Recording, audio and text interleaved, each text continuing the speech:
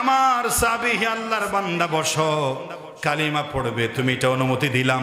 তবে তোমাকে একটা কথা বলি, তুমি যেই গর্হিত কাজটা করতে চাও, তোমার এই কাজটা যদি তোমার বোন কারো সাথে করে, তুমি জানতে পারো তোমার কোনো অসুবিধা আছে? বলে মাথা খারাপ, আমার বোনকে টাচ করবে, তার কলেজা ছিঁড়ে ফেলবো। আলে, তোমার মা যদি কোনো পরপুরুষের সঙ্গে এই কাজটা করে, তুমি কি রাজি হবে? তুমি কি সইতে পারবে? অসম্ভব। আমার মায়ের দিকে কেউ যদি বাঁকা চোখে তাকায়, তার চোখ খুলে ফেলবো। তোমার ভাবে যদি কাজটা করতে চায়, তোমার মেয়ে যদি কোনো বন্ধুর সাথে এই জেনাটা করতে চায়, তুমি কি মানতে পারবে? সমস্ত জবাব বলছে কখনো না, সম্ভব।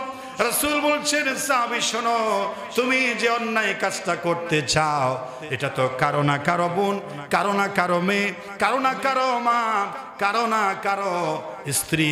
সুতরাং তুমি আর নিজের জন্য যা সহ্য করতে পারো না, আর একজন মুসলমান বোন মায়ের আঘাত করবে, তারা কেমনে সহ্য করবে? জোরে বলেন সুবহানাল্লাহ। কথা শুনে সাহাবী লাভ দিয়ে উঠে বলছে, রাসূলুল্লাহ, কোনো শর্ত নাই, জেনার কোনো শর্ত নাই, বিনা শর্তে আপনি আমাকে আপনার আপন করে নিয়ে আমাকে পড়িয়ে দিন, লা ইলাহা ইল্লাল্লাহু মুহাম্মাদুর রাসূলুল্লাহ সাল্লাল্লাহু আলাইহি ওয়াসাল্লাম। এ হচ্ছে জিকিরের কথা। জিকির হচ্ছে, আমরা এই মসজিদটাকে, এই যে পিলারের একটা সামান্য কত দৈর্ঘ্য প্রস্থ, 1 2 3 4, 4 দুগুণ 8, এরপরে পাশে পিলার, কত পিলার খুঁটির প্রয়োজন হয়েছে। কিন্তু আল্লাহ যে 7 আকাশ এখানে লটকায় রেখেছেন, কোন খুঁটি কি আজ পর্যন্ত কেউ দেখেছে? তিনি হচ্ছেন আল্লাহ, যিনি বিনা খুঁটিতে আসমান রেখে দিয়েছেন। জাহিরি খুঁটি নাই। তবে আমাদের বাইতুল শরফের প্রধান রূপকার শেখ আব্দুল জব্বার রহমতুল্লাহি আলাইহি একটা হাদিস পড়ে তিনি এই আসমান টিকে থাকার একটি বাতিনি খুঁটি তিনি খুঁজে পেয়েছেন। বলেন সুবহানাল্লাহ। আসমান, জমিন, গ্রহ, নক্ষত্র, সৌররাজি সব কিছু একটা খুঁটির উপর দাঁড়িয়ে আছে। একেবারে যে খুঁটি নাই তা নয়, খুঁটি আছে একটা। কয়টা আছে? রাসূল করিম সাল্লাল্লাহু আলাইহি ওয়াসাল্লামের হাদিস, মুসলিম শরীফের 234 নম্বর হাদিস, তিনি বলছেন, বাবটা হলো বাবুলা তাকুমুস সাআতু ইল্লা আলা শিরারিন নাস। এই বাবের মধ্যে একটা হাদিস এসেছে, রাসূলের খাদেম আনাস ইবনে মালিক থেকে বর্ণিত, লা তাকুমুস সাআতু হাত্তা লা ইউকালা ফিল আরদি আল্লাহ আল্লাহ। তিনি বলছেন, রাসূল বলছেন, এই পৃথিবীতে যতদিন পর্যন্ত একজন বান্দা আল্লাহর নামের আল্লাহ আল্লাহ জিকির করতে থাকবে, ওই আল্লাহ জিকিরের সম্মানে আল্লাহ আকাশ, এই গ্রহ, নক্ষত্র দাঁড় করায় রাখবেন। সুবহানাল্লাহ। এটা হচ্ছে বাতিনি গুটি।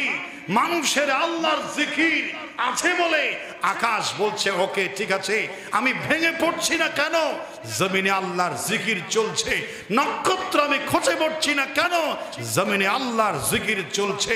সৌররাজি, তারকা পুঞ্জি, নক্ষত্র ভেঙে জমিন ভেঙে চুরমার করে দিচ্ছে না কেন? কিয়ামত হচ্ছে না কেন? জমিনে আল্লাহর বান্দারা আল্লাহর জিকিরে খুঁটি এখনো চালু রেখেছেন। জোরে বলেন সুবহানাল্লাহ। যখন একজন বান্দা আল্লাহ নাম করার, আল্লাহর জিকির করার থাকবে না, আকাশের আর প্রয়োজন হবে না, আর নক্ষত্র গ্রহরাজির প্রয়োজন হবে না।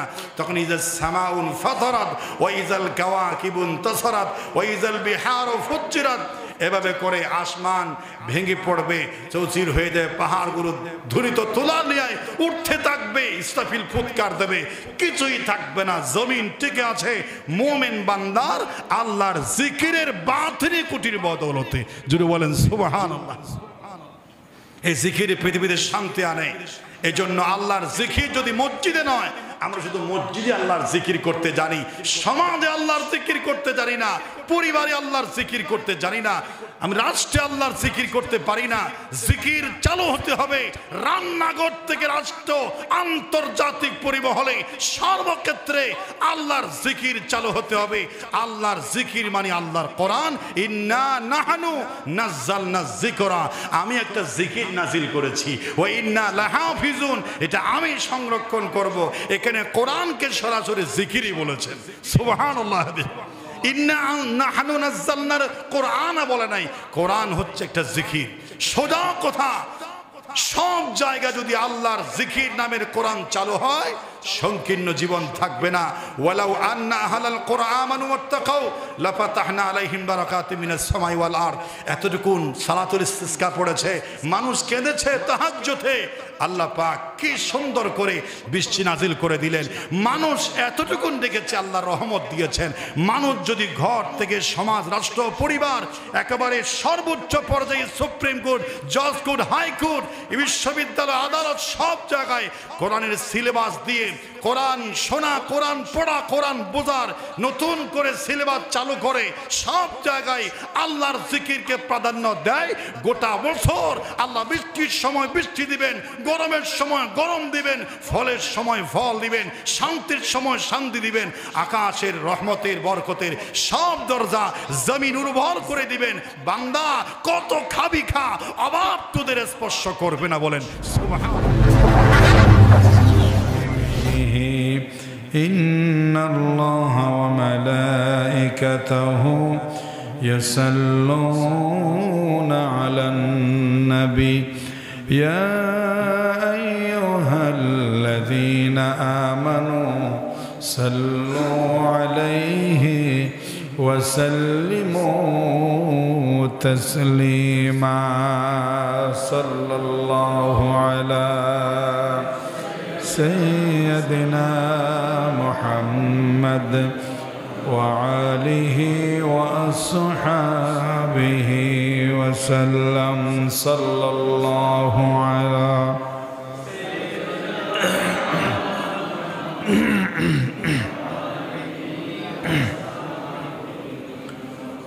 اللهم صل على سيدنا مولانا محمد وعلى آل سيدنا مولانا محمد. يا رسول الله حبيبي خالق के था तुझी बरगुज़ीदा ज़ुल जलाले पाक बे हम था तुझे. अल्लाहुम्मा सल्ले अला मौलाना मुहम्मद व अला आलि सय्यदना मौलाना मुहम्मद. ला इलाहा इल्लल्लाह ला इलाहा इल्लल्लाह ला इलाहा इल्लल्लाह ला इलाहा इल्लल्लाह मुहम्मदुर रसूलुल्लाह सल्लल्लाहु अलैहि वसल्लम. আলহামদুলিল্লাহ সুম্মা আলহামদুলিল্লাহ। আল্লাহ পাক সুবহানাহু ওয়া তাআলার দরবারে লাখ কোটি শুকরিয়া আদায় করছি যে আল্লাহ সুবহানাহু ওয়া তাআলা আজকের এই পবিত্র জুমার দিনে সুন্দর শান্ত ঠান্ডা এসি শীততাপ নিয়ন্ত্রিত পৃথিবীর মতো ঠান্ডা পরিবেশে ঠান্ডা আবহাওয়ায় আল্লাহ পাক আমাদের গোটা বাংলাদেশকে রহমতের বৃষ্টি দিয়ে ঠান্ডা করে দিয়েছেন বলে আলহামদুলিল্লাহ। আল্লাহ পাক বলছেন আর রহমান রাহিম, পরম করুণাময়, অতিশয় দয়ালু, তুমি মেহেরবান, তুমি দয়াবান, অন্ধ বুঝে না তোমার শান। আল্লাহ পাক অপরান্ত দয়ার মালিক। গত সপ্তাহে আমরা বৃষ্টির জন্য দোয়া করেছিলাম। সারা দেশের মানুষ সালাতুল ইস্তিসকার মাধ্যমে বৃষ্টির প্রার্থনা করেছেন। আল্লাহ পাক বান্দার ডাকে সাড়া দিয়ে বৃষ্টি নাজিল করেছেন। তার দরবারে কৃতজ্ঞতা প্রকাশ করে বলি আলহামদুলিল্লাহ। আজকে জুমার দিনে প্রথম সময় উপস্থিত হতে পেরে সুস্থ শরীর নিয়ে মানসিক এবং শারীরিকভাবে সুস্থ রেখে আল্লাহ পাক যে আমাদেরকে জটিল কঠিন রোগ থেকে মুক্ত করে পবিত্র ঘরে উপস্থিত হওয়ার তৌফিক দান করেছেন, এজন্য আবার বলি আলহামদুলিল্লাহ। আল্লাহ পাককে মানুষ স্মরণ করেছেন, আল্লাহ পাক স্মরণের জবাব দিয়েছেন, ফাজকুরুনি আযকুরুকুম। তোমরা যদি আমাকে স্মরণ করো আমিও তোমাদের স্মরণ করব। মানুষ বৃষ্টির কথা বলে আল্লাহর দিকে শরণাপন্ন হয়েছেন। আল্লাহ বলছেন ফাজকুরুনি, তোমরা বিপদে মুসিবতে যা লাগে আমার শরণাপন্ন হও, আমার কথা স্মরণ করো। আযকুরুকুম, আমি তোমাদের কথা স্মরণ করো। বৃষ্টি চেয়েছেন বান্দা, আল্লাহর স্মরণ করেছেন, আল্লাহ বান্দার স্মরণ করেছেন বৃষ্টি দিয়ে, বলেন আলহামদুলিল্লাহ। এবং এজন্য আল্লাহ পাক বলছেন, হে ঈমানদার লোকেরা, আমি তোমাদেরকে সতর্ক বাণী দিচ্ছি। সূরাতুল মুনাফিকুনের একেবারে প্রথম আয়াতে আল্লাহ পাক বলছেন, ইয়া আইয়ুহাল্লাযীনা আমানু লা তুলহিকুম আমওয়ালুকুম ওয়ালা আওলাদুকুম আন যিকরিল্লাহ ওয়া মান ইয়াফআল যালিকা ফাউলাইকা হুমুল খাসিরুন। ঈমানদার শোনো, তোমাদেরকে যেন তোমাদের মাল, তোমাদের সন্তান যেন আল্লাহ পাকের জিকির থেকে তোমাদেরকে গাফেল না করে ফেলে, বলেন সুবহানাল্লাহ। তোমাদের যে দুটি জিনিসের প্রেম ভালোবাসা আমার থেকে তোমাদেরকে দূরে সরিয়ে নেবে, এটা আমি দিয়েছি পরীক্ষার বস্তু হিসাবে। লা তুলহিকুম, তোমাদের যেন গাফেল না করে ফেলে, অলস না করে ফেলে, আমার সাথে দূরত্ব তৈরি না করে তোমাদের মাল এবং তোমাদের সন্তান সন্ততি। ওয়া ইয়াফআল যালিক, যারা টাকার মোহে পড়ে, সম্পদের অতিরিক্ত আকর্ষণ মোহে পড়ে এবং সন্তানের মোহব্বতে পড়ে, আমার কথা বলে যাবে, আমার কথা মানে আমার আল্লাহর কথা, হুকুমের কথা, তার গোলামির কথা, তার জিকিরের কথা যদি ভুলে যায়, আন যিকরিল্লাহ, আল্লাহর জিকির যদি ভুলে যায়, তাহলে ফাউলাইকা হুমুল খাসিরুন, কোনো সন্দেহ নাই সে ব্যক্তি তারা ক্ষতিগ্রস্তদের অন্তর্ভুক্ত হয়ে যাবে। এজন্য আল্লাহ পাক এখানেও জিকিরের কথা বলেছেন। আমরা গত সপ্তাহে জিকির হচ্ছে একটি ইবাদত, জিকির হচ্ছে একটি শ্রেষ্ঠ ইবাদত।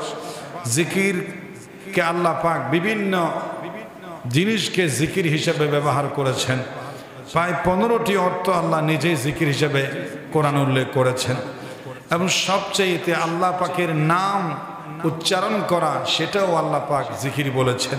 আল্লাহ পাক বলছেন, ওয়াজকুর ইসমা রব্বিক, তোমার রবের নামের জিকির করো, ওয়া তাবাত্তাল ইলাইহি তাবতিলা, একাগ্র চিত্তে আল্লাহর জিকিরে মগ্ন হও। যদি বলেন সুবহানাল্লাহ। আল্লাহ পাকের রবের নামের জিকির, রবের সত্তাগত নাম হচ্ছে আল্লাহ। নাম কি? আল্লাহ। আল্লাহ জিকির করার জন্য আল্লাহ বলছেন আল্লাহ নামের জিকির। তাহলে আল্লাহর নামেও জিকির করা ইবাদত। এটা এই সূরা মুজাম্মিলের 4 নম্বর আয়াত হচ্ছে তার দলিল। আল্লাহ আল্লাহ এটাও একটা কি? জিকির। আল্লাহু আল্লাহ জিকির করো, নূর নবীজির কালমা পড়ো, এক আল্লাহকে সিজদা করো, দম তাকিতে তারে ডাকো, আল্লাহু আল্লাহ।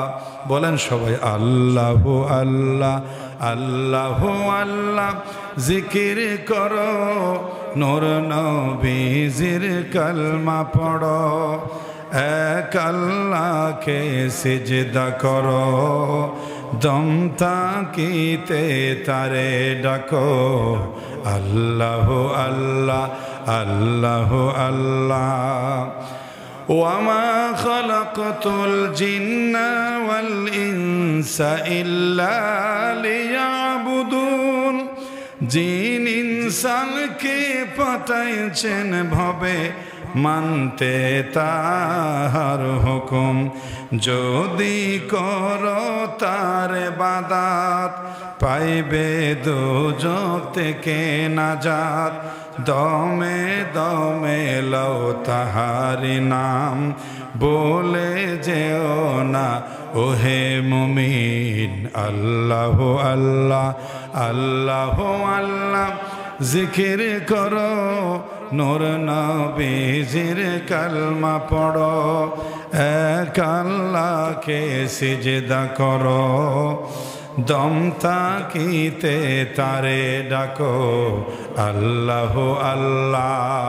বান্দা যদি একবার আল্লাহ বলে ডাক দেন, বান্দা আল্লাহ পাক 70 বার বান্দা তুই কি চাস বলে আকাশ থেকে জবাব দিয়ে আল্লাহ বান্দার প্রতি মুখাপেক্ষী বান্দার জিকিরের 70 বার ডাকে জবাব দেন। বলেন সুবহানাল্লাহ।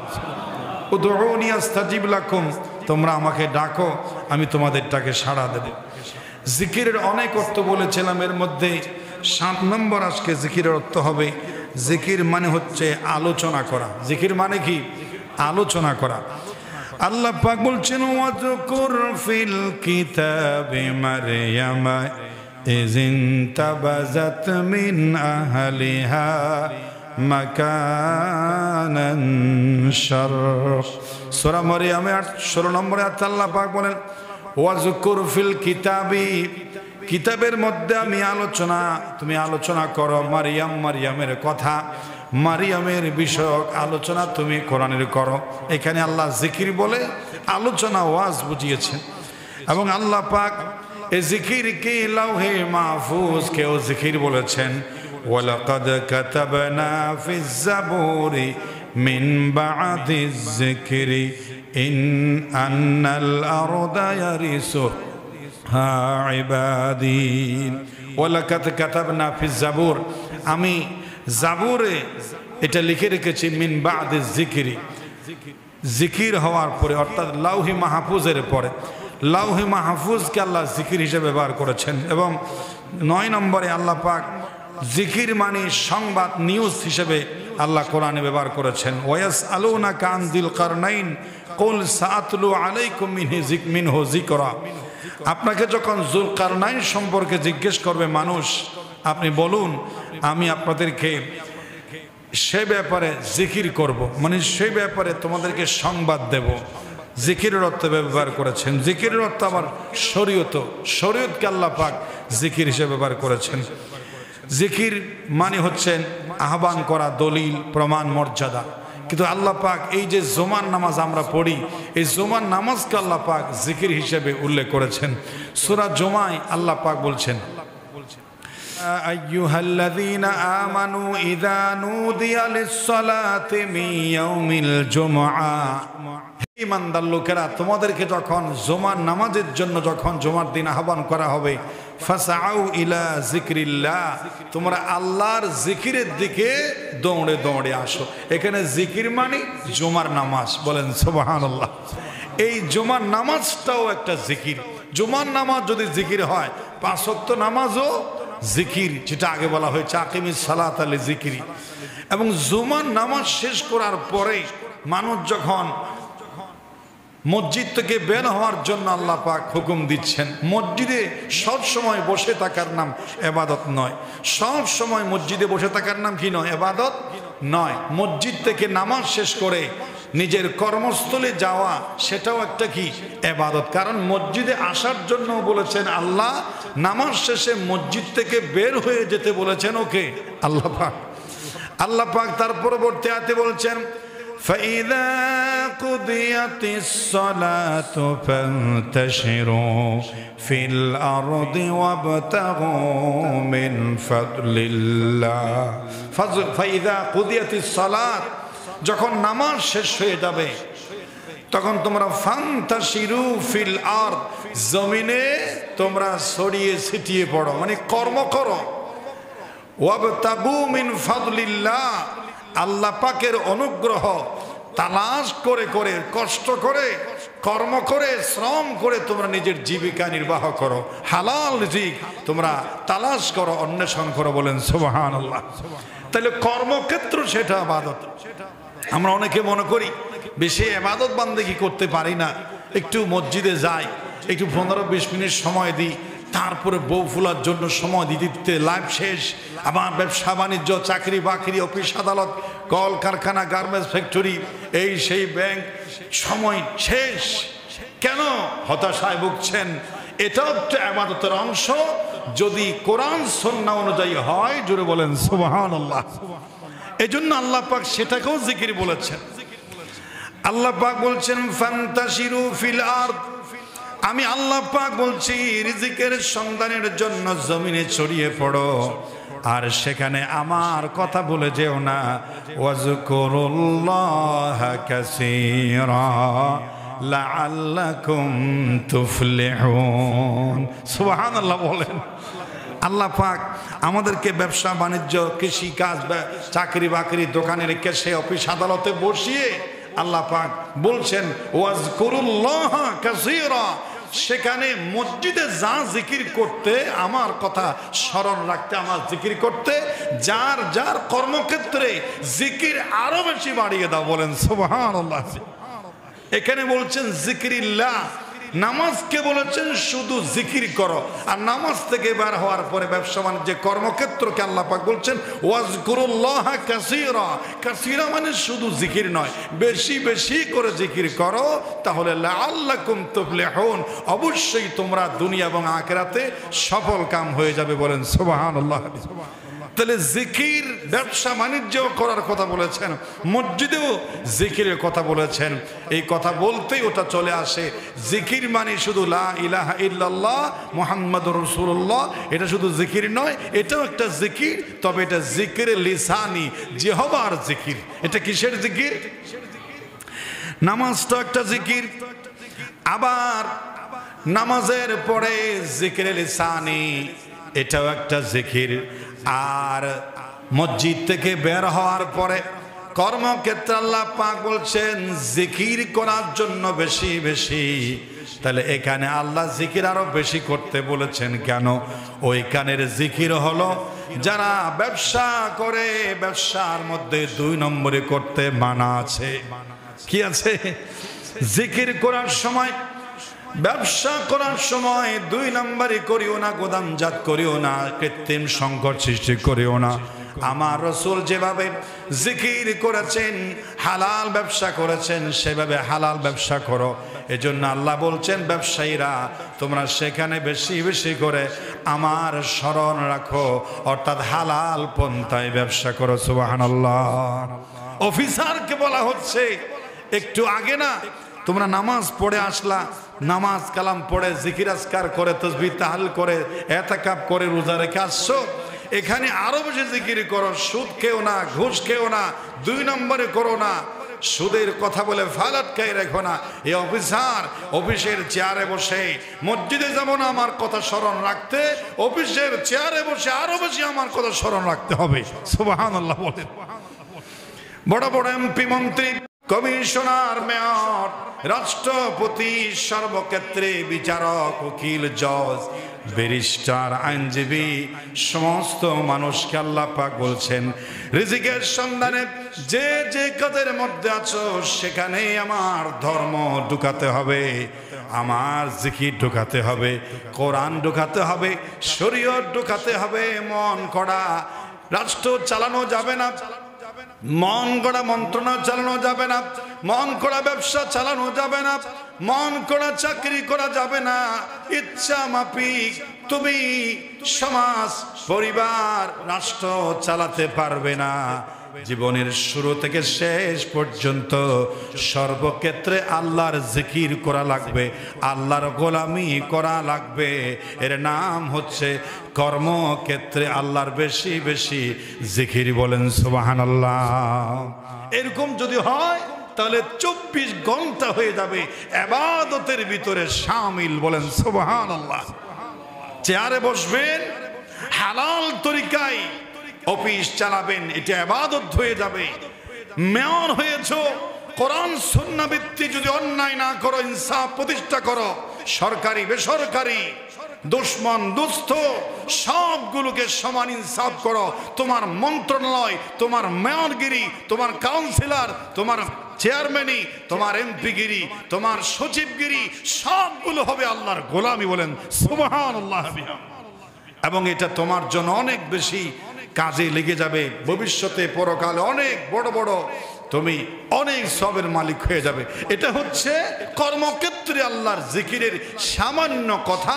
অনেকেই বলে ধর্ম থেকে সমাজ থেকে আলাদা করা হোক, ধর্ম থেকে রাষ্ট্রকে আলাদা করা হোক, সমাজ থেকে পলিটিক্যালকে আলাদা করা হোক, সমাজ থেকে কোরআন থেকে অফিস আদালতকে আলাদা করা হোক, কোরআন থেকে মানুষের কর্মজীবনকে আলাদা করা হোক। যেখানে সেখানে ধর্ম ঢুকাবে, এটা একটা ধর্মের সাথে বেহুরমতি না, এটা শয়তানের সূক্ষ্ম ষড়যন্ত্র। এটা বলে মানুষকে মসজিদে 2-4 মিনিট ইবাদতে রেখে বাকিটা শয়তানের গোলামিতে রাখার জন্য শয়তানের সূক্ষ্ম পরিকল্পনা। এটা ষড়যন্ত্র ছাড়া কিছুই নয়। মুসলমানদের জীবনের একেবারে বালেগ থেকে মৃত্যু পর্যন্ত সবগুলো করতে হবে আল্লাহর কোরআন এবং রাসূলের হাদিস অনুযায়ী, সুন্নাহ অনুযায়ী। মুসলমান একটা চোখের পলক শয়তানের গোলামি করতে পারে না, সব সময় করতে হবে কার গোলামি? এর নাম হচ্ছে কর্মক্ষেত্রে আল্লাহর জিকির। আপনি বলতে পারেন হুজুর এগুলো না বললেই ভালো হয়, তার কোরআনের আয়াতটা বাদ দিয়ে দিই। আল্লাহ পাক যে বলছেন ফান্তাশিরু ফিল আরদ ওয়াবতাগু মিন ফাদলিল্লাহ ওয়াজকুরুল্লাহা কাসীরান, বেশি বেশি করে সেখানে আল্লাহর জিকির করো। এই আয়াতটা বাদ দেওয়া যাবে? আল্লাহ পাক রব্বুল আলামিন আল্লাহর জিকির সুন্দর করে বলছেন। আল্লাহর জিকির মানে হচ্ছে আল্লাহর সংবিধান, আল্লাহ পাকের হুকুম হাকাম। সূরাতুত তাহা 124 নম্বরে আল্লাহ পাক বলছেন ওয়ামান আ'রাদা আন যিকরি ফাইন্না লাহু মাঈশাতান দানকা ওয়া নাহশুরুহু ইয়াওমাল কিয়ামাতি আ'মা। যারা আ'রাদা মুখ ফিরিয়ে নেবে, অবহেলা করবে, তুচ্ছ তাচ্ছিল্য করবে, দাম দিবে না, মুখ ফিরে নেবে আন জিকিরি, আমার জিকির থেকে। সমস্ত মুফাসসিরিন কিরাম একমত, এখানে আমার জিকির থেকে মুখ ফিরাবে মানে হলো আমার সংবিধান, আমার আইন কানুন বিধিবিধান থেকে যারা মুখ ফিরিয়ে নেবে তাদের জন্য 2টা শাস্তির ব্যবস্থা আল্লাহ রেখেছেন। কয়টা? 2টা। দুনিয়ায় 2টা, আখেরাতেও আছে শাস্তি। দুনিয়ার শাস্তি হচ্ছে ফাইন্না লাহু মাঈশাতান দানকা, একটা দুনিয়ার শাস্তি আর একটা আখেরাতের শাস্তি। ওই আল্লাহর দিন থেকে, আল্লাহর শরীয়ত থেকে, আল্লাহর কোরআন থেকে, আল্লাহর সংবিধান থেকে। সংবিধান বললে অনেকের চুলকারি বা খারাপ লাগে, ভয়ঙ্কর লাগে। কোরআন হচ্ছে গোটা মানব জাতির জন্য আল্লাহর দেওয়া সংবিধান। জোরে বলেন সুবহানাল্লাহ। সংবিধানটা কার তৈরি? আল্লাহ পাকের তৈরি। আল্লাহ পাক যেটা দেন সেটা আর বদলাতে হয় না, সেটা কিয়ামত পর্যন্ত থাকে। যেহেতু রুল লটা দিয়েছেন কে? আল্লাহ। মানুষ 100 বছর পরে কি হবে এটা জানে না, সেজন্য তাদের তাদের সংবিধানের রুলগুলো, তাদের এই বিধানগুলো 2 বছর 5 বছর পর পাল্টাতে হয়। কেন? মানুষ তো আর 100 বছর পরের জিনিসগুলো এখন সাপ্লাই দিতে পারে না, মানুষ তো সীমিত, মানুষের জ্ঞান সীমিত। এজন্য মানুষের সংবিধান বছর বছর সংযোজন বিয়োজন করতে হয়। আর আল্লাহ পাকের সংবিধান যেটা দিয়েছেন লৌহি মাহফুজ থেকে ১,৫০০ বছর হয়েছে, আরো যদি ১,৫০০ কোটি বছর পৃথিবী থাকে, একবার আল্লাহর সংবিধান পাল্টাবার কোনো প্রয়োজন কেন করেছেন? কেন সেটা করেছেন কে? আল্লাহ। আল্লাহ পাক বলছেন ওয়ামানা আরাদা আন যিকরি, আমার সংবিধান, আমার হুকুম আকাম বিধি বিধান থেকে যারা মুখ ফিরে নেবে, সরে থাকবে, তাদের জন্য দুইটা শাস্তি। ফাইন্না লাহু মাঈশাতান দানকা, আমি তাদের জীবনটা সংকীর্ণ করে দেব, তাদের জীবনটা সংকুচিত করে দেব। তারা ইনকাম করবে কিন্তু তাদের কোনো বরকত হবে না। যারা কোরআন বাদ দিয়ে, যারা ইসলাম বাদ দিয়ে, যারা আল্লাহর হুকুম আহকাম বাদ দিয়ে যারা মানুষকে চিন্তা করবে শান্তি পাবো, শান্তি দেব, শান্তি ভোগ করব, শান্তি বিতরণ করব, উন্নয়ন করব, এগুলো সব গুড়ে বালি। কারণ কোরআন বলছে যতই নিয়ত ভালো হোক তরিকা তো খারাপ। নিয়ত ভালো হোক তরিকা কি খারাপ। এক বাদশার নাকে বলে মশা বসেছে, তার সিকিউরিটি বলছে তার দায়িত্ব ব্যবসাকে হেফাজত করা। নাকের মশা তাড়াবার জন্য তার হাতে একটা তরবারি ছিল, দিয়েছে নাকের উপর এক কূপ, মশা গেছে উড়ি, বাদশার নাক গেছে মাটিতে পড়ি। মশা উড়ে গেছে কিন্তু বাদশার নাকও কি গেছে, পড়ে গেছে। তার নিয়ত বাদশার নাক খাটা ছিল না, তার নিয়ত ছিল মশা তাড়ানো। এটাকে বলে নিয়ত ভালো কিন্তু তরিকাটা কি খারাপ, মন গড়া। আর আমি মশা কামড়াচ্ছে বাসাকে, তুই হাতের তালি দিয়া এরকম করে তাড়াইয়ে দে, তুই তরবারে দিয়ে নাকের উপর মারবি। এই ভয়ঙ্কর জঙ্গি কায়দায়, মন গড়া কায়দায় তুই বাদশার রক্ত হেফাজত করতে চাইলি, এটা তোর মন গড়া ভয়ঙ্কর তরিকা। বলে আমার তো নিয়ত ভালো ছিল, তোর নিয়ত ভালোর গোষ্ঠী কিলা। তোর নিয়ত ভালো হলেও তরিকা যদি আমেরিকা হয়, তরিকা যদি রাশিয়া হয়, তরিকা যদি পশ্চিমা দেশ হয়, ইহুদি নাসারা হয়, হাজার শান্তি সমৃদ্ধির নিয়ত থাকলেও আমেরিকা, রাশিয়া, ইহুদি খ্রিস্টানদের তরিকার কারণে সমাজে প্রকৃত শান্তি, উন্নয়ন স্থায়ী, এটা পৃথিবীতে কখনো আশা করা, কারণ ওদের নিয়ত ভালো তরিকা। এটাকে আরো বোঝানো যায়, যাচ্ছি মদিনা, হাঁটছি উত্তর দিকে, যাচ্ছি মক্কা, হাঁটছি পূর্ব দিকে, পূর্ব দিকে হেঁটে যাচ্ছি। মিয়া সাহেব যাবেন কোথায়? বলে পায়ে হেঁটে মক্কা যাচ্ছি। তো পায়ে হেঁটে মক্কা যাইলে পশ্চিম দিকে হাঁটতে হবে। আমি দিক দিক বুঝি না, আমার নিয়ত ভালো, আমি মক্কা মদিনা যাব, পূর্ব দিকে হাঁটবো, আল্লাহ আমাকে পৌঁছায় দেবেন। এর চাইতে বড় পাগল কি আর আছে? যেদিকে কাবা আপনাকে পথ ঠিক থাকতে হবে, তরিকা মানে রাস্তা। আপনি যেদিকে মক্কা মদিনা সেদিকে হাঁটেন। তো বলছেন যে না আমার নিয়ত ভালো, তরিকা খারাপ হলো অসুবিধা নাই। অসুবিধা আছে না? নাই, অসুবিধা আছে। আপনার দুটোই ঠিক থাকতে হবে। ফাইন্না লাহু মাঈশাতান দানকা, সংকীর্ণ জীবন, না বরকতি জীবন, এক অস্বস্তিকর অভাব অনটনের জীবন তারা অতিবাহিত করবে। আজ দেশের মধ্যে কোথায় কি ভরপুর আছে বলে? আমাদের দাম্পত্য জীবনে অভাব, পারিবারিক জীবনে অভাব, সংকীর্ণতা, সামাজিক জীবনে সংকীর্ণতা, আজ রাষ্ট্রীয় জীবনে সংকীর্ণতা। ঋণ পরিশোধ করার জন্য, আজকে দেশের ঘাটতি পূরণ করার জন্য নতুন নতুন পলিসি, নতুন নতুন বুদ্ধি, ফর্মুলা তারা দেশের মানুষের উপরে চাপাই দিচ্ছে। যে অভাব অনটন এইগুলো ঢাকাবার জন্য তারা চেষ্টা করছে। তাদের নিয়ত ভালো, আল্লাহ তাদেরকে সবুজ সঠিক বুক দান করুক, আমরা বলে আমিন। নিয়ত ভালো তো, নিয়ত ভালো, কিন্তু তরিকা কোরআন এবং সুন্নাহ নয়, মদিনার তরিকা নয়। এজন্য নিয়ত ভালো, আসলে নিয়ত ভালো। এদেশের যারা অভিভাবক, দিল থেকে বলছি, ওরা আমাদের ভাই, আমাদের মহব্বত করে, আমরাও ভালোবাসি, মহব্বত করি। ওরা চাই যেহেতু দায়িত্বটা পেয়েছে সুন্দরভাবে সমাজ, পরিবার, রাষ্ট্র, দেশ চালাবে। কি নিয়ত বা আসলেই ভালো।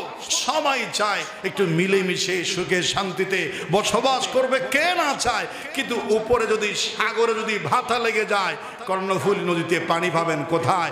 উপর থেকে যদি বলে কোরআন সুন্নাহ বাদ দেওয়ার কারণে সংকীর্ণ জীবনের অভিশাপ যদি আকাশ থেকে বরাদ্দ হয়, জমিনে কখনো শান্তি প্রশস্ত জীবন আশা করা পাগল ছাড়া আর কিছুই নয়। যদি বলেন ঠিক কিনা? বঙ্গোপসাগরে ভাতা লাগলে কর্ণফুলী নদীতে জোয়ার কেমনে আসবে? আকাশ থেকে কোরআন সুন্নাহ বাদ দেওয়ার কারণে, আল্লাহর জিকির সংবিধান বাদ দেওয়ার কারণে আল্লাহ যদি বলে ফাইন্না লাহু মাঈশাতান দানকা, আমি এক সংকীর্ণ অভাব অনটনের হায়াত তাদেরকে দেব, এটা আমার শাস্তি। অনেকে বলবেন হুজুর এরকম আয়াত বলবেন আপনি, কোথায় আছে বলেন? সমস্ত মানুষের ঘরে অ্যাপসে বাংলা ইংরেজি সমস্ত ভাষায় তাফসীর আছে। যদি মনে হয় যে আপনার উপরে এটা আক্রমণ হচ্ছে বা ভয়ঙ্কর হচ্ছে বা কঠিন হচ্ছে বা জটিল হচ্ছে বা হুজুর মন থেকে বলছে, আমি বলে দিচ্ছি সূরা তাহা 124 নম্বর আয়াত, তাহা নামে একটি সূরা আছে, আয়াত 124, আল্লাহর জিকিরের অর্থ কি সেখানে তাফসীর পড়বে এবং ফাইন্না লাহু মাঈশাতান দানকার অর্থ পড়বেন সংকীর্ণ জীবন, অভাব অনটনের জীবন তারা পার করবে। দুনিয়ার শাস্তি, আখিরাতের শাস্তি কি? ওয়া নাহশুরুহু ইয়াওমাল কিয়ামাতি, আল্লাহ তাদের সবাইকে অন্ধ করে তুলবেন। বলেন নাউজুবিল্লাহ। চোখ থাকবে না মিয়া সাহেব এখানে, চোখ যদি একটু ঝাপসা মারে আপনি লেন্স লাগাতে পারেন, চোখ অপারেশন করে টাকার পাহাড় দিয়ে আপনি ওখানে ফয়সলে গিয়ে চোখের চিকিৎসা করতে পারেন। কিয়ামতের ময়দানে কবর থেকে তো আপনাকে চোখে দেওয়া হবে না, ওখানে তো চক্ষু হাসপাতাল থাকবে না, চোখের যদি পাবেন কই? এমনি তো আযাব হবে, আরো অন্ধকার হলে, অন্ধ হলে শাস্তির মাত্রা বহুগুণে বাড়বে। আল্লাহর জিকির থেকে, আল্লাহর হুকুম থেকে, আল্লাহর শরীয়ত থেকে, আল্লাহর বিধান থেকে, আল্লাহ পাকের হুকুম আইন কানুন থেকে যারা দুনিয়ায় দেখেও না দেখার ভান করে অন্ধের মতো অ্যাক্টিং করবে, কিয়ামতের মাঠে সত্যি সত্যি তাদেরকে আল্লাহ অন্ধ করে তুলবেন। জোরে বলেন নাউজুবিল্লাহ। মনে করতে পারেন হুজুর এটা কি আপনি বলছেন? ওয়া নাহশুরুহু ইয়াওমাল কিয়ামাতি আ'মা, তাদেরকে আমি কিয়ামতের মাঠে অন্ধ করে তুলব। কল্পনা করতে পারেন কারা কারা অন্ধ হয়ে উঠবেন? চিন্তা করেন তো, কারা কারা অন্ধ হয়ে উঠবে? আমি অন্ধ হয়ে উঠব যদি কোরআন বাদ দিয়ে দিই, আপনি অন্ধ হয়ে উঠবেন যে কোরআন বাদ দিয়ে দেন। এরপর মানুষগুলো বলবে ক্বালা লিমা হাশারতানি আ'মা, আয় আল্লাহ তাআলা এটা কেমন বিচার? অন্ধরা বলবে আল্লাহ কেমন বিচার? দুনিয়ার মধ্যে আমার চোখের জ্যোতি ছিল, আজ আমার চোখে জ্যোতি কোথায় গেল? আল্লাহ আমি জানতে চাই, কিছুই দেখি না কেন? জোরে বলেন সুবহানাল্লাহ। আল্লাহকে বলবে আল্লাহ লিমা হাশারতানি আ'মা, আপনি আমাকে অন্ধ করে তুললেন যে, আমার কি অপরাধ? ওয়াকাদ কুনতু বাসীরান, আমি তো চোখওয়ালা ছিলাম। আল্লাহ জবাবে বলবেন ক্বালা কাযালিকা আতাতকা আয়াতুনা ফানাসিতাহা, মিয়া সাহেব দুনিয়ার মধ্যে তোমাকে চক্ষু দিয়েছিলাম, তুমি তোমার চক্ষু দিয়ে আমার কোরআন, আমার শরীয়ত, আমার দ্বীন ইসলাম দেখেও না দেখার বাং করে অন্ধ হয়েছিলে। কাযালিকাল ইয়াওমা তুনসা, তুমি আমার দিন ভুলে গিয়েছিলে, আজও আমি তোমাকে ভুলে গেলাম, চোখের জ্যোতি কেড়ে নিলাম। জোরে বলে নাউজুবিল্লাহ। সেদিন বাঁচার কোনো পথ থাকবে? আমি আল্লাহর জিকিরের কথা বলছিলাম। ওয়ামান আ'রাদা আন জিকরি, মানুষকে সুন্দরভাবে দাওয়াত দেওয়ার কথা আছে, তাই বলে সত্য কথা কোরআনের সরল অনুবাদ তো বাদ দেওয়া যায় না। রাসূল বলেছেন উদউ ইলা রাব্বিকা বিল হিকমাতি ওয়াল মাউইজাতিল হাসানা। রাসূল সাল্লাল্লাহু আলাইহি ওয়াসাল্লাম, আল্লাহ পাক বলছেন যে মানুষকে সুন্দর হিকমত নরম ভাষা দিয়ে মানুষকে দ্বীনের পথে ডাকো। হ্যাঁ চেষ্টা করছি, কিন্তু এই কথা সহজ সরল নরম ভাষায় বলে কোরআনের ব্যাখ্যা না করে অনুবাদ তো বলতে হবে, নইলে আমার পিছনেও মাইরের ব্যবস্থা আছে না নাই? আমি কি সামান্য চাকরির সামান্য দায়িত্ব খতিবগিরি করে আমার পিঠে কি মাইরের ব্যবস্থা করব নাকি? তখন তো আমাকে কেউ বাঁচাবে না। রাসূল করিম সাল্লাল্লাহু আলাইহি ওয়াসাল্লামের আদর্শ এই সুন্দর সুন্দর কথাগুলো দেখে মানুষ তেমনি কালিমা পড়ে মুসলমান হয়ে গিয়েছিল। জোর করে কারোর উপরে শরীয়ত ইসলাম দিন চাপায় দেওয়া ইসলামে নাই। শুধু বলে যাবেন ওমা আলাইনা ইল্লাল বালাগ, দাওয়াতটা পৌঁছে দেওয়া আমার দায়িত্ব। লাস্তা আলাইহিম বিমুসাইতির, আমি রাসূল আপনাকে দারোগা করে পাঠাই নাই। পিঠে যেভাবে হোক চলে কৌশলে ধর্মকে মানাতে হবে এমন দারোগা আমি আপনাকে পাঠাই নাই। জোরে বলেন সুবহানাল্লাহ। একটা লোক আসলো রাসূল করিম সাল্লাল্লাহু আলাইহি ওয়াসাল্লামকে আঘাত করার জন্য, দূর থেকে আসলো দুশমনী নিয়ে। কাছে যখন আসলে রাসূল করিম সাল্লাল্লাহু আলাইহি ওয়াসাল্লাম বলছেন এদিকে আসো, আমার পাশে সামনে বসো। একটা মুস্কি হাসি দিলেন। মুস্কি হাসি দেখে ওই দুশমনটা একেবারে সব দুশমনি ভুলে গেল, আর সামনে বসে গেল। রাসূল হাত বের করে দিলেন, মুলায়েম রেশমি হাতের ছোঁয়া লেগে মুস্কি হাসে রাসূল কথা বললেন, ওই লোকটা চলে গেল। সারা রাত ঘুমাতে পারছে না। কিরকম নরম হাত, কি সুন্দর চেহারা, কি সুন্দর হাসি, কি সুন্দর মুস্কি হাসি। আমার হৃদয় সব ময়লা আবর্জনা ধুয়ে মুছে সাফ করে দিয়েছে। এমন মানুষকে কি মারা যায়, কথা বলা যায়, গালি দেওয়া যায়? সারা রাত এপাশ ওপাশ করতেছে। কয়েকদিন পরে নিজেই রাসূলের দরবারে হাজির হয়ে গেছে। সুবহানাল্লাহ। কি সুন্দর রাসূলের ব্যবহার, কি সুন্দর মুস্কি হাসি। আমি তো হাসি দিয়ে কথা বলছি, আমার মুখে তো কোনো রাগ নাই, কোনো আক্রমণ নাই, কিন্তু আমার সামনে যখন বিষয় আছে আমাকে কথা বলতে হবে। রাসূল বলছেন, আসছে, এসে বলছে, ইয়া রাসূলুল্লাহ, আপনি আমাকে যে মুস্কি হাসি দিয়েছেন, সারা রাত ঘুমাতে পারিনি।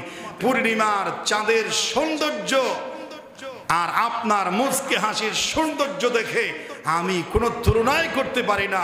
পূর্ণিমার চাঁদের হাসির চাইতেও আপনার মুস্কি হাসি, এটা আমার মেমোরিতে, আমার স্মৃতিতে ভাসছে।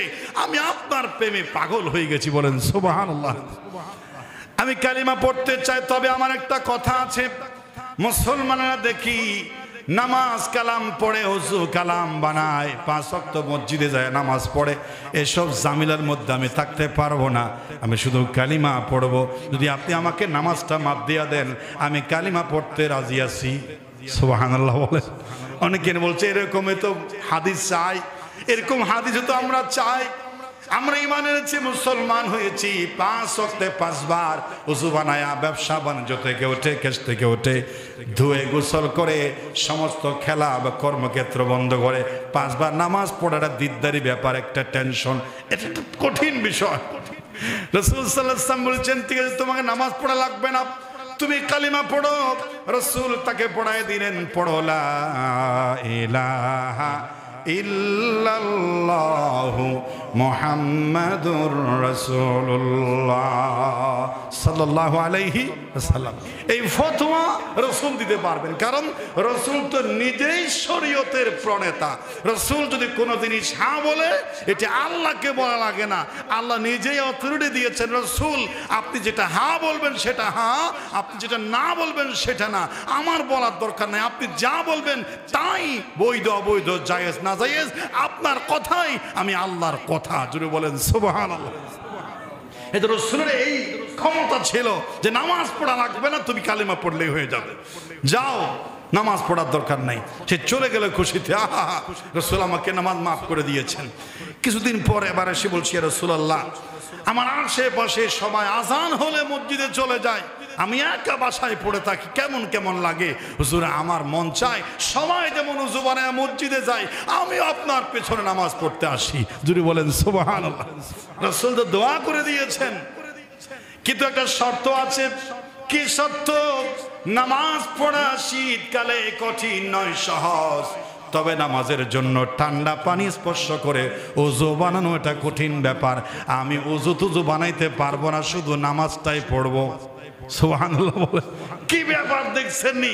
রাহমাতুল লিল আলামিন রাগান্বিত হচ্ছে না। কোন মুফতি মুহাদ্দিসের কাছে এরকম উল্টা পাল্টা কথা বললে হুজুরকে মারা লাগতো না, মুসল্লি তাকে থাপড়ায়া একেবারে গালটা লাল করে দিতে পারে, যেমন ইচ্ছে তেমন কথা বলিস, কিন্তু রাসূলকে বলছিল নামাজ পড়তে পারবো, কিন্তু শীতকালে কোনো উজু টুজু বানাইতে পারবো না। রাসূল বলছেন যাও, সমস্ত আমার সাহাবায়ে কেরাম উজু বানায় নামাজ পড়বে, তোমার উজু বানানোর দরকার নাই, বিনা উজুতে তুমি আমার পিছনে নামাজ পড়বে। জোরে বলেন সুবহানাল্লাহ।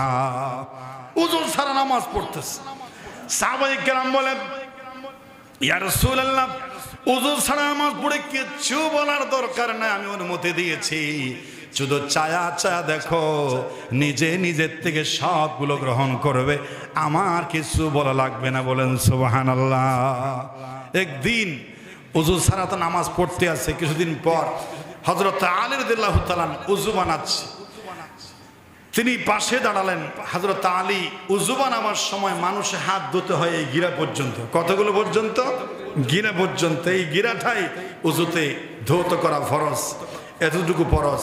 এখানে পায়ের চুলের গিরার একটু পরে এটাই ফরজ, কিন্তু হযরত আলী একেবারে উজু বানাচ্ছে, এখান থেকে শুরু করে একেবারে ডোয়া পর্যন্ত, এদিকে একেবারে উপরে কাঁধ পর্যন্ত, ওদিকে হাঁটুর উপর পর্যন্ত, শরীরের অর্ধেকের চাইতে বেশি পানি মেরে হযরত আলী তার শরীরটাকে ভিজায় দিচ্ছেন। বলেন সুবহানাল্লাহ।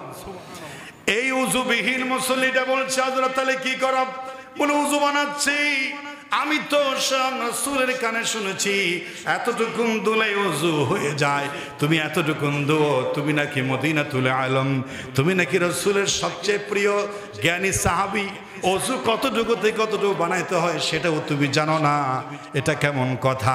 হযরত আলী বলছেন ওই ওয়াজ আমিও জানি, ওই মাসালা আমিও জানি রে ভাই। আমি আরেকটা হাদিস রাসূলের মুখে শুনেছি, ওযুর জন্য যে অঙ্গগুলো ওযু বানাবে কিয়ামতের ময়দানে অন্ধকারে, কিয়ামতের ময়দানে পুলসিরাতে ওই ওযু বানানোর জায়গাটা লাইট হয়ে যাবে, বিদ্যুতের পাওয়ারফুল লাইটের মতো করে জ্বলতে থাকবে। আমি চাই আমার দেহের এতটুকুন জ্বলবে না, এতটুকুন জ্বলবে না, এতটুকুন জ্বলবে না, আমি চাই আমার পুরা হাত পুরা পায়ের অর্ধেক যেন লাইট হয়ে যায়, এজন্য বেশি করে ওযু বানাচ্ছি। সুবহানাল্লাহ। লোকটি বলছে কি বলছো তুমি? যতটুকুন ওযু বানাবে ততটুকু লাইট হয়ে যাবে, ফোকাস হবে, আলো ফোকাস বিচ্ছুরিত হবে, ওযুর জায়গাগুলো সীমাহুম ফি উজুহিম মিন আসরিস সুজুদ, সিজদার চিহ্নগুলো জ্বলবে, কপালে একটা মুক্তা ডায়মন্ডের দানার মতো করে জ্বলতে থাকবে, একটা চমক দিবে, আর ওযুর জায়গাগুলো লাইটের মতো আলো বিচ্ছুরিত হবে। কি বলছো তুমি? তাহলে তো আমি তো ওযু ছাড়া নামাজ পড়ি, আমার দেহের তো কোনো অংশ জ্বলবে না। আল্লাহু আকবার বলেন। সে বলছে তুমি, রাসূল বলেছেন এতটুকু জ্বলবে, তুমি বেশি জ্বালাবার জন্য বেশি দো, আমি এতটুকু বুঝি না। 5 ওয়াক্ত নামাজের আগে আমি একেবারে গোসল করে আসব, যেন আমার পুরাটা শরীর কিয়ামতের মাঠে লাইট হয়ে যায়। সুবহানাল্লাহ। গোসল করে ওযু বানাতে আস, গোসল করে নামাজ পড়ে। প্রিয় হাজিরিন, রাসূল ছিলেন এভাবে মানুষকে সুযোগ দিচ্ছেন। এক লোক এসে বলছে রাসূলুল্লাহ কালিমা পড়তে পারি, তবে আমার একটা ইন্টারেস্টিং ব্যাপার আছে, আমার বড়ই শখের প্রিয় জিনিস যার সাথে যাকে আমার পছন্দ হয় তার সাথে জেনা করা, ব্যভিচার করা। আমি কালিমা পড়তে পারি, যে আমাকে আপনি জেনার বিষয়টা ছেড়ে দেন। নাউজুবিল্লাহ বলেন। আমরা হলে পৃথিবীর কোন বিজ্ঞানী মুহাসসির মুহাদ্দিস হলে বলতো পাবলিককে, এই হতচ্ছাড়াকে আমার শব্দ থেকে নিয়ে যাও, আমি তার চেহারা দেখতে চাই না। এই আমার সাহাবী আল্লাহর বান্দা বসো, কালিমা পড়বে, তুমি এটা অনুমতি দিলাম, তবে তোমাকে একটা কথা বলি, তুমি যেই গর্হিত কাজটা করতে চাও, তোমার এই কাজটা যদি তোমার বোন কারো সাথে করে তুমি জানতে পারো তোমার কোনো অসুবিধা আছে? বলে মাথা খারাপ, আমার বোনকে টাচ করবে তার কলেজা ছিঁড়ে ফেলবো। আল্লাহু আকবার বলে। তোমার মা যদি কোনো পরপুরুষের সঙ্গে এই কাজটা করে তুমি কি রাজি হবে? তুমি কি সইতে পারবে? অসম্ভব। আমার মায়ের দিকে কেউ যদি বাঁকা চোখে তাকায় তার চোখ খুলে ফেলবো। তোমার ভাবে যদি কাজটা করতে চায়, তোমার মেয়ে যদি কোনো বন্ধুর সাথে এই জেনাটা করতে চায়, তুমি কি মানতে পারবে? সমস্ত যা বলছে কখনো না সম্ভব। রাসূল বলছেন সাহাবী শোনো, তুমি যে অন্যায় কাজটা করতে চাও, এটা তো কারো না কারো বোন, কারো না কারো মেয়ে, কারো না কারো মা, কারো না কারো স্ত্রী, সুতরাং তুমি আর নিজের জন্য যা সহ্য করতে পারো না, আর একজন মুসলমান বোন মায়ের আঘাত করবে, তারা কেমনে সহ্য করবে? জোরে বলেন সুবহানাল্লাহ। কথা শুনে সাহাবী লাভ দিয়ে উঠে বলছে, রাসূলুল্লাহ কোনো শর্ত নাই, জেনার কোনো শর্ত নাই, বিনা শর্তে আপনি আমাকে আপনার আপন করে নিন, আমাকে পড়িয়ে দিন লা ইলাহা ইল্লাল্লাহু মুহাম্মাদুর রাসূলুল্লাহ সাল্লাল্লাহু আলাইহি ওয়াসাল্লাম। এ হচ্ছে জিকিরের কথা। জিকির হচ্ছে আমরা এই মসজিদটাকে, এই যে পিলারের একটা সামান্য কত দৈর্ঘ্য প্রস্থ, 1 2 3 4, 4 দুগুণ 8, এরপরে পাশে পিলার, কত পিলার খুঁটির প্রয়োজন হয়েছে, কিন্তু আল্লাহ যে 7 আকাশ এখানে লটকায় রেখেছেন, কোনো খুঁটি কি আজ পর্যন্ত কেউ দেখেছে? তিনি হচ্ছেন আল্লাহ যিনি বিনা খুঁটিতে আসমান রেখে দিয়েছেন। জাহিরি খুঁটি নাই, তবে আমাদের বাইতুল শরফের প্রধান রূপকার শেখ আব্দুল জব্বার রহমতুল্লাহি আলাইহি একটা হাদিস পড়ে তিনি এই আসমান টিকে থাকার একটি বাতিনি খুঁটি তিনি খুঁজে পেয়েছেন। বলেন সুবহানাল্লাহ। আসমান, জমিন, গ্রহ, নক্ষত্র, সৌররাজি সব কিছু একটা খুঁটির উপর দাঁড়িয়ে আছে। একেবারে যে খুঁটি নাই তা নয়, খুঁটি আছে একটা। কয়টা আছে? রাসূল করিম সাল্লাল্লাহু আলাইহি ওয়াসাল্লামের হাদিস, মুসলিম শরীফের 234 নম্বর হাদিস, তিনি বলছেন বাবটা হলো বাবুলা তাকুমুস সাআতু ইল্লা আলা শিরারিন নাস। এই বাবের মধ্যে একটা হাদিস এসেছে রাসূলের খাদেম আনাস ইবনে মালিক থেকে বর্ণিত, লা তাকুমুস সাআতু হাত্তা লা ইউকালা ফিল আরদি আল্লাহ আল্লাহ।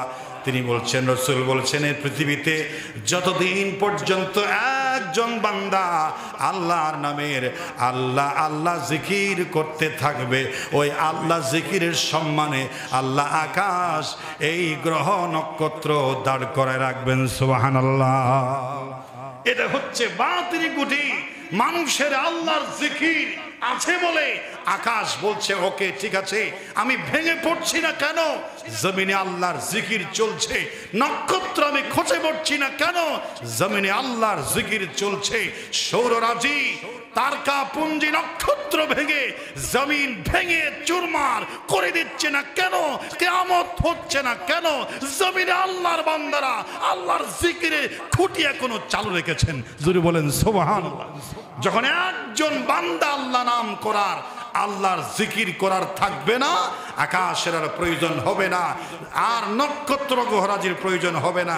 তখন ইজাস সামাউন ফাতারাত ওয়া ইজাল কাওয়াকিবুন তাসারাত ওয়া ইজাল বিহারু ফুজ্জিরাত, এভাবে করে আসমান ভেঙে পড়বে, চৌচির হয়ে যাবে, পাহাড়গুলো ধুরিত তোলা নিয়ে উঠতে থাকবে, ইসরাফিল ফুৎকার দেবে, কিছুই থাকবে না। জমিন টিকে আছে মুমিন বান্দার আল্লাহর জিকিরের বাতিনি কুটির বদৌলতে। জুড়ে বলেন সুবহানাল্লাহ। এই জিকির পৃথিবীতে শান্তি আনে। এই জন্য আল্লাহর জিকির যদি মসজিদে নয়, আমরা শুধু মসজিদে আল্লাহর জিকির করতে জানি, সমাজে আল্লাহর জিকির করতে জানি না, পরিবারে আল্লাহর জিকির করতে জানি না, আমি রাষ্ট্রে আল্লাহর জিকির করতে পারি না। জিকির চালু হতে হবে রান্নাঘর থেকে রাষ্ট্র, আন্তর্জাতিক পরিবহনে, সর্বক্ষেত্রে আল্লাহর জিকির চালু হতে হবে। আল্লাহর জিকির মানে আল্লাহর কোরআন, ইন্না নাহনু নাযালনা যিকরা, আমি একটা জিকির নাজিল করেছি, ওয়া ইন্না লাহাফিজুন, এটা আমি সংরক্ষণ করব। এখানে কোরআনকে সরাসরি জিকিরই বলেছেন। সুবহানাল্লাহ। ইন্না নাহনু নাযালনার কোরআন বলে নাই, কোরআন হচ্ছে একটা জিকির। সোজা কথা, সব জায়গা যদি আল্লাহর জিকির নামের কোরআন চালু হয়, সংকীর্ণ জীবন থাকবে না। ওয়ালাউ আন্না আহলাল কোরআন আমানু ওয়াত্তাকাউ লাফাতাহনা আলাইহিম বারাকাতিম মিনাস সামাই ওয়াল আরদ। এতটুকুন সালাতুল ইস্তিসকা পড়েছে, মানুষ কেঁদেছে তাহাজ্জুদে, আল্লাহ পাক কি সুন্দর করে বৃষ্টি নাজিল করে দিলেন। মানুষ এতটুকুন দেখেছে, আল্লাহ রহমত দিয়েছেন।